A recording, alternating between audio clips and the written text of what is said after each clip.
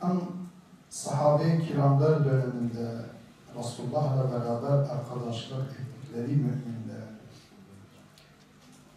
işte mesela o Müslümanlar o zaman Allah'a verdikleri söz ona sadık kalmışlar. Tabi istisna faydeyi bozmuyor. Ekseriyeten müminler verdikleri söze sadık kalıyorlar. Sonraki nesiller de öyle. Tabi'inler, tabi'inler, sonraki nesiller. Hasbi sonradan Üstad Bediüzzaman gibiler, Şehit Hasan-ı Banna gibiler, Seyyid Kutub gibiler vesaire. İslam kahramanları hepimiz onların hayatlarını biliyoruz ve ettikleri fedakarlıkları da biliyoruz. Şu anda bizim de böyle. Mesela şehit rehberimiz ettiği fedakarlıklar, diğer onunla beraber arkadaşlık ettikleri, mesela o Müslümanların verdikleri sözler, üzerimize geldiği yük, İnan ki belki o yük dağlara eğer inseydi, o dağlar belki eriyecektiler. Belki o dağlar baş eğecektiler. Ama elhamdülillah bu sadık Müslümanlar zulme, küfre, tuğyana, cehalete, hiçbir şeye baş eğmediler. Kendi mücadelelerine sadık kaldılar.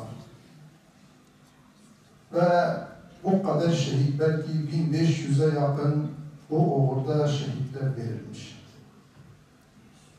Ve o uğurda cezaevi yapanlar, çoğu insanlar, belki 5000'den fazla var.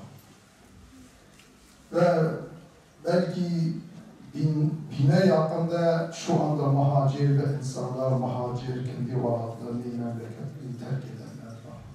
Allah'tan başka hiç kimseye baş eğmeyeceğimizi, onun hükmünden, dininden başka, davasından başka hiçbir davayı kabul edemeyeceğimizi, bunu kalbimizle ve dinimizle, bütün vücudumuzun zarralarıyla kabul etmişiz ve bu vaadi, bu sözü vermişiz.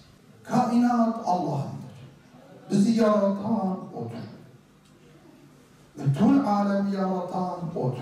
Rızkımızı veren O'dur. Elimizde şu anda maddi manevi ne varsa O bize verilmiş. Onun için onun dininden başka hiçbir din, hiçbir dava, hiçbir nizam, hiçbir kanun kabul etmiyoruz. Allah'tan başka baş eğme, onun hükmünden, dininden başka hüküm kabul etme, cehalet ve sefalettir. 90'lı yıllar geldi. Bu sefer tabi düşmanlar, dinsizler, zındıklar bizden bu İslami davayı kabul etmediler. Bizim üzerimize geldiler. Biz defalarca dedik, bizim derdimiz İslami tebliğ etmektir. Şiddet kullanmak değildir. Şiddeti sevmiyoruz. Derdimiz halkımızı, insanlarımızı, toplumumuzu cennete götürmektir. Onları öldürmek de cehenneme yani onları öldürüp cehenneme göndermek değildir. Onların ıslahını, hidayetini istiyoruz. Cennete götürmek istiyoruz onları. Ama dinsiz insanlar, diktatörler, zalimler bunu anlamadılar.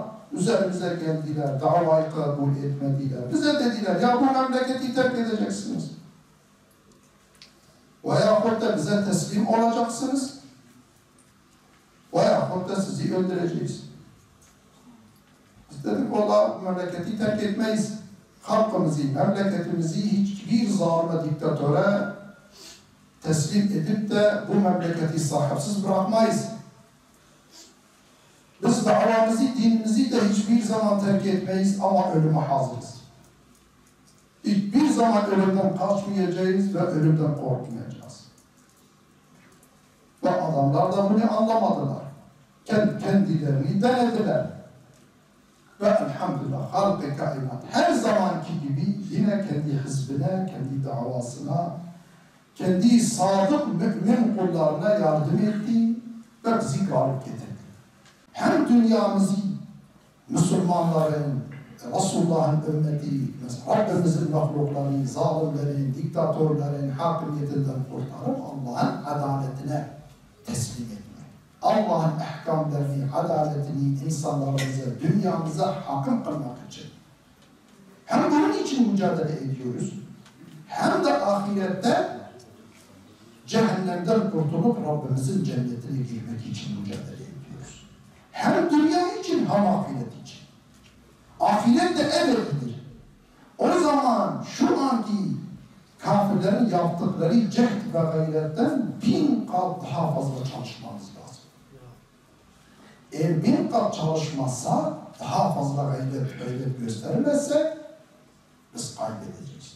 Çünkü biz binaya taraftarız, onlar takribe taraftardır. Onlar takrip ediyorlar, biz bina ediyoruz, biz ıslah ediyoruz. İslah, bina etmek takripten çok daha zordur.